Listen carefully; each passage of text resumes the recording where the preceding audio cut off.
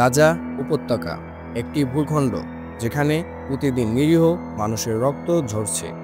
বর্তমানে ইসরায়েল ও ফিলিস্তিনের মধ্যে নতুন সংঘর্ষ মাত্রায় পৌঁছেছে। গাজা উপত্যকায় ইসরায়েলি হামলায় গত ২৪ ঘন্টায় কমপক্ষে ১৮ জন ফিলিস্তিনি নিহত হয়েছেন। এই সংঘর্ষে সবচেয়ে বেশি ক্ষতিগ্রস্ত হচ্ছে সাধারণ মানুষ, বিশেষ করে নারী ও শিশুরা।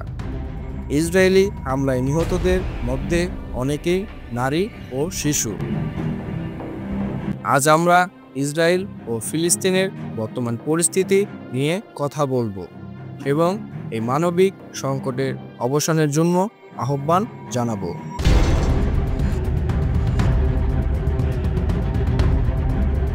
ইসরায়েলি বাহিনীর হামলায় গাজায় এখন পর্যন্ত ৩৬,১৭০ জনেরও বেশি ফিলিস্তিনি নিহত হয়েছে, যাদের বেশিরভাগই নারী ও শিশু। গাজার প্রায় ৯০% মানুষ তাদের বাড়িঘর ছেড়ে পালাতে বাধ্য হয়েছে। অনেকেই একাধিকবার স্থানান্তরিত হয়েছে এবং বর্তমানে তারা অস্থায়ী শিবিরে মানবেতর জীবনযাপন করছে।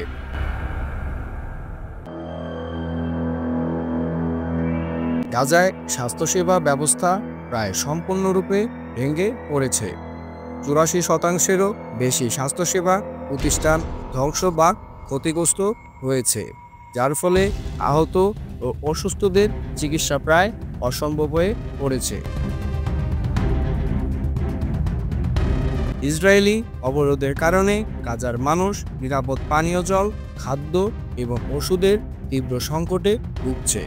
প্রতিদিন একজন ব্যক্তির জন্য গড়ে ৫ লিটারও কম পানি সরবরাহ করা হচ্ছে, যা বিশ্ব স্বাস্থ্য সংস্থার নির্ধারিত ন্যূনতম মানের অনেক নিচে। জাতিসংঘ এবং বিভিন্ন আন্তর্জাতিক সংস্থা ইসরায়েলের কর্মকাণ্ডের নিন্দা জানিয়েছে এবং অবিলম্বে যুদ্ধবিরতির আহ্বান জানিয়েছে।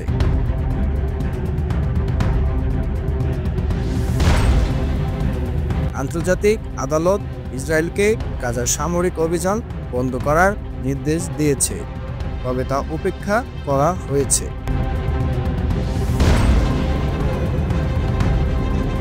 বিশ্বব্যাপী এই সংঘর্ষের বিরুদ্ধে প্রতিবাদ চলছে। মার্কিন যুক্তরাষ্ট্রের ওয়াশিংটন ডিসিতে হাজার হাজার মানুষ ফিলিস্তিনের প্রতি সমর্থন জানিয়ে রাস্তায় নেমেছেন। মরক্কোতেও ইসরায়েলের যুদ্ধ ও মার্কিন সমর্থনের বিরুদ্ধে ব্যাপক প্রতিবাদ হয়েছে।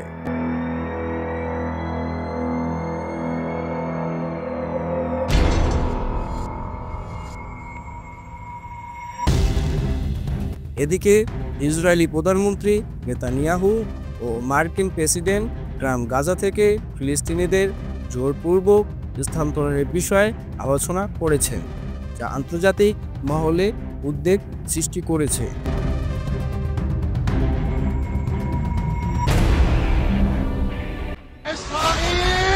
ইরান জানিয়েছে, যুক্তরাষ্ট্র এবং ইসরায়েল যদি ফিলিস্তিন এর নাম মুছে দিতে চায়, তাহলে তাদেরকেও মুছে ফেলে দেওয়া হবে।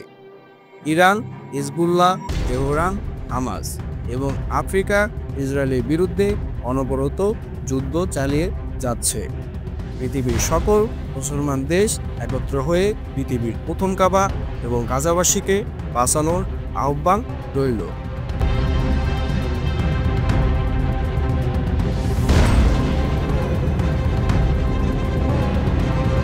গাজার এই শিশুদের ভবিষ্যৎ আমাদের হাতেই নির্ভর করছে। আসুন আমরা সবাই মিলে এই মানবিক সংকটের অবসান ঘটাতে এবং শান্তি প্রতিষ্ঠায় অবদান রাখি। শান্তি সম্ভব যদি আমরা সবাই একসঙ্গে কাজ করি। নারায়ে তাকবীর, আল্লাহু আকবার।